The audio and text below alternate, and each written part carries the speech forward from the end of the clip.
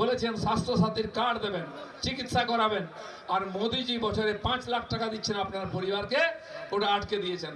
আমরা যেমন স্বাস্থ্য সাথীর কার্ড আছে তার খরচা দেবো, তারপরে মোদিজির 8 লাখ টাকা দেবো, ডবল দেবো। ডাবল ইঞ্জিন সরকার করে দিন, সব জিনিস ডবল পাবেন। আপনি মধ্যপ্রদেশে যান, আপনি উত্তরপ্রদেশে যান, ওখানে এই যে আয়ুষ্মান যোজনা, গরিব মানুষের চিকিৎসার বিমা বছরে 5 লাখ টাকা, সেটা তো পাচ্ছেই, তার উপরে রাজ্য সরকার 3 লাখ টাকা উল্টো দিচ্ছে, 8 লাখ টাকা পাচ্ছে। আর এখানকার স্বাস্থ্য সাথীর কার্ড আছে, নিয়ে গিয়ে যে হসপিটালে দেখান, কোন হসপিটালে দাদা যান যান, এতে পয়সা পাওয়া যায়, নেবো না, আপনার চিকিৎসা হবে না। আর এই আয়ুষ্মান যোজনার কার্ড পেলে আপনি ভেলোর যান, আপনি চেন্নাই যান, আপনি মুম্বাই যান, আপনি দিল্লি যান, যত বড় হসপিটালে চিকিৎসা করতে পারবেন, কেউ আটকাতে পারবে না। তাই ডবল ইঞ্জিন সরকার, আর ডবল আপনি লাভ পাবেন। সেই জন্য এবারে ইলেকশন, এখানে পশ্চিমবাংলায় পরিবর্তনের ইলেকশন, সাধারণ মানুষের জীবনের ভাগ্যের পরিবর্তন, আমাদের সন্তানদের ভবিষ্যৎ পরিবর্তনের ইলেকশন। এই ইলেকশনে জিততে হবে। পশ্চিমবাংলার পরিবর্তনের জন্য, পশ্চিমবাংলার থেকে আমরা আবার যাতে উদ্বাস্তু না হই, আবার ছেড়ে পালাতে না হয় বাংলাদেশের মতো, সেই জন্য পশ্চিমবাংলাকে বাঁচাতে হবে, ইলেকশন করতে হবে, জিততে হবে, বিজেপি সরকার করতে হবে।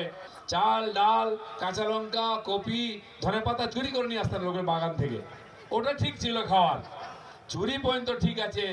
এখন চাকরি চুরি করেছে, রেশন চুরি করেছে, কিন্তু ডাকাতিটা প্রথমবার দেখলাম। সিবিআই ইডির লোকেরা জিনিসপত্র বার করছে গিয়ে, সেখান থেকে ছাই করে ছিনতাই করে একটা ফাইল নিয়ে দৌড় চলে গেল। সিবিআই লোকেরা কি মারামারি করবে নাকি ছিনতাই করবে মুখ্যমন্ত্রীর হাত থেকে, একজন মহিলা মুখ্যমন্ত্রী? তাই তারা কোর্টে গিয়ে বলেছে একজন সাংবিধানিক পদে থাকা নেত্রী আমাদের কাছ থেকে ছিনিয়ে নিয়ে গেল। আমরা দেখেছি দিদিমণির দৌড়। একবার তার একটা ছোট ভাই আছে পুলিশ কমিশনার রাজীব কুমার, তার বাড়িতে এরকম সিবিআই লোকেরা গেছিল, সঙ্গে সঙ্গে খবর পেয়ে উনি পৌঁছে গেছিলেন দৌড়ে দৌড়ে, আমার ভাইকে ধরতে এসছো, এটা চলবে না। 5 ঘন্টা রাস্তা অবরোধ করে বসেছিলেন, 5 ঘন্টা একজন পুলিশ অফিসারের জন্য। যখন ওনার ভাইদেরকে সিবিআই ডেকেছিল, ববি হাকিম এদেরকে, সেখানে গিয়ে পৌঁছে গেছিলেন লোকজন নিয়ে ঝামেলা করবেন বলে। কারণ একদিন ছেলেদের ভাইদের জন্য দৌড়েছেন, ভাইদের বাঁচাতে পারেননি, মন্ত্রীদের বাঁচাতে পারেননি, জেলে গেছেন পার্থবাবু, জ্যোতিপ্রিয় মল্লিক, আরো কতজন নামই ভুলে গেছি আমি, কেউ ছাড়া পেয়েছে, কেউ আছে। আর এবারে পার্টি বাঁচাবার জন্য গেছেন, ফাইল লুট করতে গেছেন, ইডি কাছ থেকে ছাড়িয়ে নিয়ে চলে এলেন, কিন্তু কাউকে বাঁচাতে পারবেন না। কি পারবেন? সেদিন চলে গেছে, পশ্চিমবাংলার মানুষ এর যোগ্য জবাব দেবে। এই চুরি ডাকাতি হয়েছে, কাদের চুরি করেছে?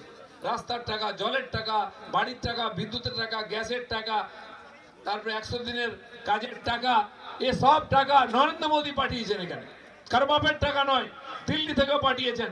আমাদের মতো সাধারণ গ্রামের গরিব গুরবলো, যার বাড়ি নেই বাড়ি করে দেবো, যার শৌচালয় নেই শৌচালয় করে দেবো, যার বাড়িতে গ্যাস নেই গ্যাস দেবো, মায়েদের জন্য, মেয়েদের স্টাইপেন্ড দেবো, যাদের খাবার নেই এরকম 8 কোটি লোককে এখানে রেশন দেওয়া হচ্ছে। সে সব টাকা লুট হলো। মোদিজি বলেছেন অনেক হয়েছে, ঠিক আছে, এবার আর নয়। ইডি নেতার বাড়ি থেকে এখন আইপ্যাকের অফিসে পৌঁছে গেছে, যেখান থেকে টাকা বাঁটা হয়, টাকা দেওয়া হয় এখান থেকে। এই আইপ্যাকের লোকেরা আমাদের নেতাদের ফোন করতো, এই টিএমসি জয়েন করো, নাহলে বাড়িতে পুলিশ যেত, তাদের ধরে নিয়ে জয়েন করতো, বলছে তোমাকে টিকিট পাই দেবো, টাকা দাও, কয়লার টাকা, এই সমস্ত টাকা চুরি করেছে, কমপ্লেন হয়েছে, কোর্টে গেছে, তখন ইডি এসছে। এখন চিৎকার চেঁচামেচি শুরু হয়ে গেছে, একজন কার্যকর্তাকে বাড়ি থেকে পুলিশ তুলে নিয়ে গেছে, কোনো অপরাধ নাই, সে মন্ডল প্রেসিডেন্ট, শক্তি কেন্দ্রের প্রমুখ, জেলা প্রেসিডেন্ট, ডায়মন্ড হারবারের জেলা প্রেসিডেন্টকে রাত্রেবেলা তুলে নিয়ে গিয়ে মারতে মারতে হুগলি নিয়ে গেছে, 1.5 মাস ধরে আটকে রেখেছে জেলে, কোনো দোষ নেই। একজন কার্যকর্তাকে তুলে নিয়ে গিয়ে হত্যা করা হয়েছে, পুকুরের ফাঁকে পুঁতে দিয়েছে, বাঁশ গাছে ঝুলিয়ে দিয়েছে, রাস্তায় ফেলে গেছে বস্তায় বেঁধে, আর সাগরের ওখানে ফাঁকের মধ্যে পুঁতে ফেলেছে, ডেড বডি আমরা উদ্ধার করেছি।